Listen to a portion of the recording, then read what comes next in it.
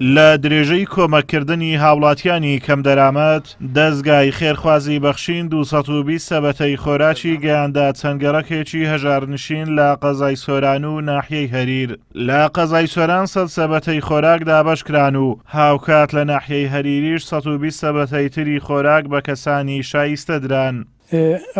ئەمڕۆکە لە سۆران بۆ 100 ماڵ بەسەر ماڵە فەقیرەکان ئەرزاقمان دابەش کرد و لە هەریرش بۆ 120 ماڵ بەسەرمان دابەش کرد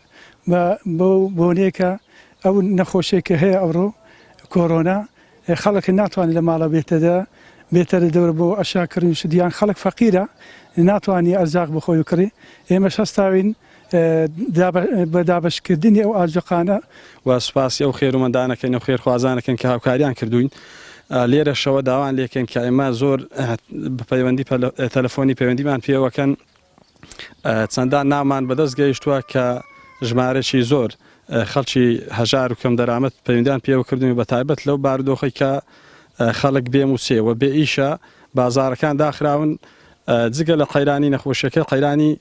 پارەکەش هاتوۆتە گۆڕێ و داوان لێکەی ئەو خێرومەندانە زیاتر هاوکارمان بوان بۆی ئێمەش وەکو دەستێکی ئەمین کۆڵان بە کۆڵان گەڕک بە گەڕک بگەڕێن ئەو فەقیر و هەژارانە بەسەرکەینەوە. هاوڵاتیان ئەم هاوکاریانەی دەستگای بەخشینی خێرخوازی بەکارێکی پێویست دەزانن کە لەم کات و ساتە بەهۆی ڤایرۆسی کۆرۆناوە خەڵکێکی زۆر بێکار بوون و پێویستیان بە هاوکاریە سوپاسی دەستگای بەخشینیش دەکەن کە بەردەوام لە خەمی هەژاراندایە.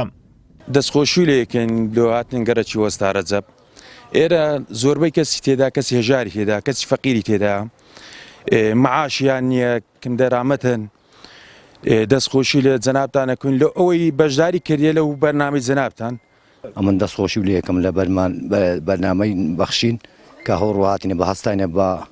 ئەو ئەشمەکەی کە دابەشەکەن لەسەر فەقیرانە زۆر پێویستە وەلا ڕاستی کابرای هەیە وەلاهی موسەی نییە معاشی نییە ڕاستی بێچارەیە ئەلحان لە دوورخانی کە دەرسیارەی نییە داوا لە یەکەم ڕاستی ئەو شتانە زۆر پێویستە خوا خێرتان بنووسیت بەخێر بێن سەر چاوە و سەرسەرە. لە چوارچێوەی ئەو کەمپینە سەرتاسەریەی کە ڕایگەیاندووە دەستگای بەخشینی خێرخوازی بەردەوامە لە گەیاندنی هاوکاریەکانی بۆ خەڵکی کەم دەرامەتی هەرێمی کوردستان داواش لە خوا پێداوان دەکات هاوکاریان بن بۆ ئەوەی بتوانن کۆمەک بە زۆرترین خەڵکی هەژار بگەێنن. ئازاد ئۆمەراوی کەناڵی ئاسمانی پەیام